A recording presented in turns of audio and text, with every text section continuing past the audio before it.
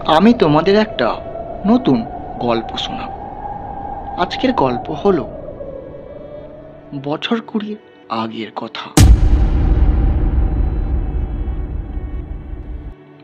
এই গল্প যারা পড়বে তারা সকলেই হয়তো এক বাক্যে বলবে, চমক সৃষ্টিকারী ঘটনা মাত্র। কিন্তু এই গল্প যিনি আমাকে বলেছিলেন তাকে অবিশ্বাস করার মতো মানসিকতা অত্যন্ত আমার নেই। ঘটনাগুলো খুব বেশি একটা পুরনো দিনের নয়, মাত্র বছর কুড়ি আগের কথা। মৌলির কাছে রতিকান্ত পোদ্দার নামে এক ভদ্রলোক থাকতেন। খুবই অভাবী লোক। স্ত্রী এবং দুটি ছেলে মেয়ে নিয়ে তার দরিদ্রের সংসার। ভদ্রলোক একটি বেসরকারি প্রতিষ্ঠানে চাকরি করতেন।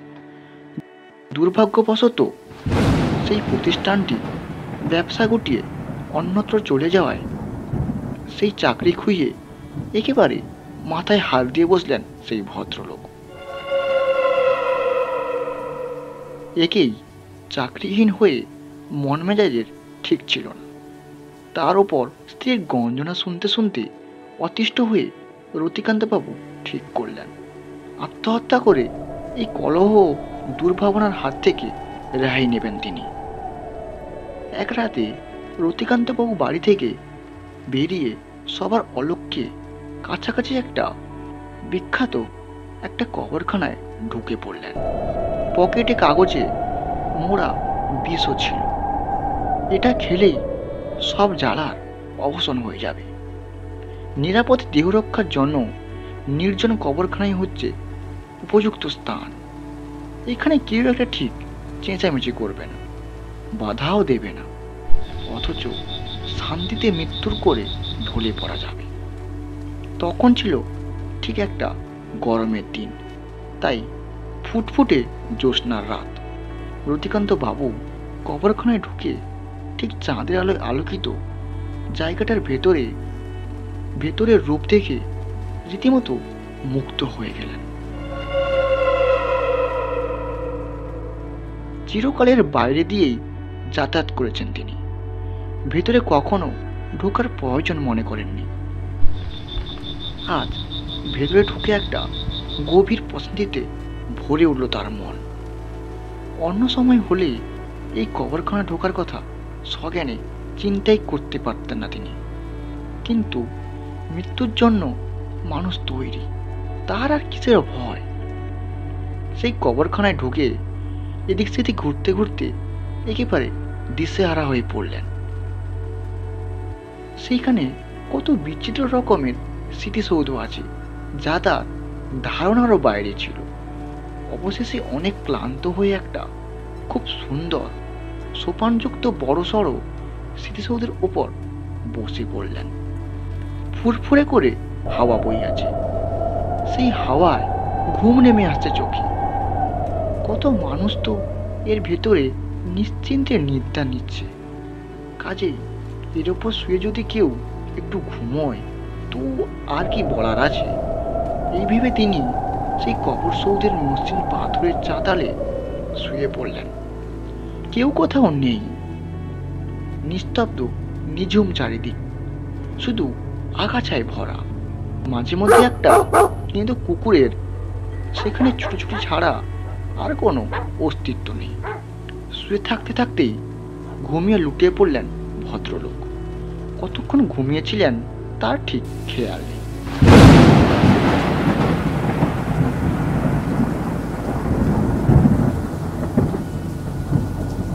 হঠাৎ একজনের ধমকে ঘুম ছুটে গেল। ধর্মড়িয়ে উঠে বসেই দেখলেন তার সামনে একজন দীর্ঘদেহ খাঁটি ইংরেজ সাহেব দাঁড়িয়ে আছেন। জ্যোৎস্নার আলোয় সাহেবের গায়ের রং যেন বিদ্যুৎ ঠিক রচ্ছে। তার নীল চোখ দুটো যেন কাঁচের গুলির মতো চিকচিক করছে। রতিকান্ত বাবুকে উঠে বসতে দেখে সেখানে কড়া গলায় সাহেব বললেন, what nonsense, get down now. বাবু সাহেবের ধমক খেয়ে সেখানে কবরের চাতাল থেকে মারলেন এক লাফ। সাহেব ভাঙা ভাঙা বাংলার গলার স্বর কঠিন করেই বললেন, কি নাম আছে তোমার? আগে আমার নাম রতিকান্ত পোদ্দার। এত রাতে তুমি কবরখানা মাঠে আসিয়াছ কেন? আমি ভুল করে আসিয়া পড়েছি সাহেব, আর কখনো আসবো না, আমাকে ক্ষমা করে দিন। আর কখনো আসিবার সময় তুমি পাইলে তো আসিবে, আমি তো তোমাকে এক্ষুনি গুলি করে মারিয়া দিব। রতিকান্ত বাবু আত্মহত্যা করবেই বলেই এসেছিলেন, কিন্তু মৃত্যুর মুখোমুখি হয়ে ভয়ে তিনি কাঁপতে কাঁপতে বললেন, আমাকে এবারের মতন একটু ক্ষমা করুন না সাহেব, একটু ক্ষমা করে দিন। আমি এর আগে এখানে কখনো আসিনি, মা কালীর দিব্যি, আর কখনো আসবো না, বহু দুঃখে এসেছিলাম বলে পকেট থেকে কাগজে মোড়া বিষটা বের করে বললেন, এই দেখুন, আমি এটাকে সুসাইড করব বলে এসেছিলাম। কি কি এটা? এটা বিষ। কই দেখি। রতিকান্ত বাবু সাহেবের হাতে বিষটা দিতেই সাহেব সেটা ছুঁড়ে ফেলে দিয়ে বললেন, এটা খাইলে ইঁদুর ছোঁচা মরিবে। তুমি মরিবে কেন? দু একবার বমি করিলে তো বাঁচিয়া উঠিবে তুমি। একদম ভেজাল চিজ আছে, কোনো বিষ টিস নয় এটা। রতিকান্ত বাবু আটকে উঠে বললেন, হ্যাঁ ভেজাল? তবে না তো কি? তোমরা স্বদেশীরা আসল মাল খাইবে লোককে, তার যাক। কিন্তু এটা বলো তো, তুমি সুসাইড করিতে আসিয়াছিলে কেন? মরিয়া যেখানে বাঁচিয়া উঠিতে চাইতেছি, তুমি বাঁচিয়া সেখানে মরিয়া যাইতেছ, এর কারণটা কি? রতিকান্ত বাবু তো লাফিয়ে উঠলেন, আপনি আপনি বাঁচতে চাইছেন? মানে আপনি বেঁচে নেই? তার মানে আপনি কি মৃত? হ্যাঁ, আমি মৃত। বাঁচিয়া থাকিলে আমি রাত দুপুরে তোমার সঙ্গে এখানে কি নকশা মারিতে আসিতাম? তুমি যে কবর উপর শুইয়া আছো, এইটা আমার কবর। রতিকান্তবাবু বললেন, ও ও বুঝেছি, তা আপনি কতদিন আগে মারা গেছেন সাহেব? তাহা শুনিয়া তোমার লাভটা কি? তোমরা স্বদেশীরা একদিন আমাকে গুলি করিয়া মারিয়াছিলে। তা হতে পারে, তবে আমি কিন্তু স্বদেশী ফদেশী নই সাহেব। দেশ যখন স্বাধীন হয়ে গেছে, আমি আপনাকে মারিনি, মা কালের দিব্যি। দয়া করে আমাকে একটু ছেড়ে দিন না সাহেব। তুমি মরিতে আসিয়াছ যদি, তো বাঁচিবার জন্য এমন ছটফট করেছ কেন? কান ঠরিয়া উঠবস করো, এক্ষুনি কান ঠরিয়া উঠবস করো। রতিকান্তবাবু তাই করলেন। স্টপ। এইবার আমাকে সট্টটা করিয়া বলতো, তুমি এখানে মরিতে আসিয়াছিলে কেন? রতিকান্তবাবু বললেন, আমার দুঃখের কথা কি আর বলবো সাহেব, বড় কষ্টে দিন কাটছে আমার। খুব গরিব লোক আমি, তার উপর আমার চাকরিটা খোয়ালাম। চাকরি খোয়াইলে কেন? চুরি করিয়াছিলে না ঘুষ খাইয়াছিলে? ওসব কিছু নয় সাহেব, কোম্পানিটা উঠে গেল। ফির মিথ্যে কথা বলিতেছ। উঠে গেল না উঠিয়া দিলে? কোনো কোম্পানি কি শুধু শুধু উঠিয়া যায়? যাক, তুমি তাহলে বলিতে চাও চাকরি খইয়ায় তুমি বড় অসুবিধায় পড়িয়াছ, পেট পড়িয়া খাইতেও পাও না। হ্যাঁ সাহেব, আমার বউ ছেলে মেয়ে সব আছে।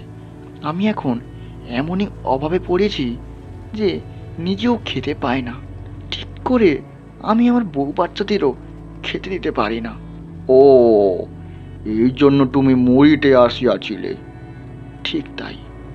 মরিয়া তুমি ভূত হইতে, আর আকাশ হইতে খাবার পাড়িয়া উহাদের খাইয়া দিতে, এই তো? হ্যাঁ, ইডিয়েট। তোমার কি ধারণা সব লোক মরিলে ভূত হয়? জানি না সাহেব। ঠিক আছে, আমি তোমার সব কথা শুনিলাম। তোমার সুসাইড করিবার কোনো প্রয়োজন নাই। আমি তোমাকে একটা গিন্নি দিতেছি, তুমি এটা লইয়া চলিয়া যাও। এইটা বিক্রি করিলে তুমি অনেক টাকা পাইবে। এই টাকায় তোমরা পেট ভরিয়া খাইয়া বাঁচিবে, আর টাকা ফুরাইলে তুমি আবার আসিবে আমার কাছে। আমি তোমাকে আবার একটা গিন্নি দিব, কিন্তু এই কথা তুমি কাউকে বলিবে না। যদি বলো, আমি তোমাকে গুলি করিয়া মারিয়া ফেলিব। রতিকান্ত বাবু গিন্নিটা পকেটে পুরেই সেখানে কবরখানার বাইরে এসে একবার গিন্নিটা বের করে দেখলেন সত্যি সেটা পকেটে আছে কিনা। কেননা এতক্ষণ যা ঘটে গেল তা তো রীতিমতো অবিশ্বাস্য ব্যাপার। হাত দিতে না দিতেই ধাতব গিন্নিটা হাতে ঠেকল। এই তো রয়েছে, তবে তো মিথ্যে নয়। কেননা তার বারবারই মনে হচ্ছিল এতক্ষণ তিনি স্বপ্ন দেখছিলেন, কিন্তু চকচকে গিন্নিটা তাকে স্মরণ করিয়ে দিল এতক্ষণ যা তিনি দেখেছেন তা সবই সত্যি। রতিকান্ত বাবু গিন্নিটা পরদিনই একটা জুয়েলারি দোকানে বিক্রি করে অপ্রত্যাশিতভাবে অনেকগুলো অর্থ লাভ করলেন। কারণ গিন্নিটা ধাতব মূল্যের থেকে প্রাচীনত্বের দাম ছিল অনেক। দোকানদার রতিকান্ত বাবুর খুব পরিচিত। গিন্নি দেখেই বললেন, কি ব্যাপার রতিকান্ত, এই মাল তুমি কোথায় পেলেন? কোথায় আর পাবো মশাই, আমারই ছিল। বাবা জাহাজে কাজ করতেন, সাহেবদের নজরে পড়ে গিয়েছিলেন। দুই একদিন ছাড়াই সাহেবরা বাবাকে একটা করে গিন্নি উপহার দিতেন। তারে কিছু কিছু জমানো ছিল। এতদিন তো বেঁচেনি, কিন্তু এখন অভাবের জ্বালায় বেচতে এসছি। তা বেশ করেছেন, তবে একটা কথা, আপনার যখনই এগুলো বেচবার দরকার হবে তখন আমার দোকানেই আসবেন, কেমন? কেননা এই জিনিস আমার দাম দিয়ে কিনলেও এগুলো আমরা নষ্ট করব না। এতদিন আপনার সঞ্চয় ছিল, এবার আমরা সংগ্রহে থাকবে। রতিকান্ত বাবু গিন্নি বিক্রির টাকা গৃহিণীর হাতে তুলে দিয়ে নিশ্চিন্ত হলেন। তিনি অবাক হয়ে বললেন, ও বাবা, এত টাকা কোথায় পেলে তুমি?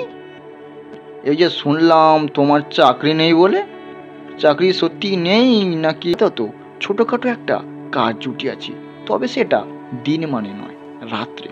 রাত্রে কোনো খারাপ কাজ নয় তো আবার? না না,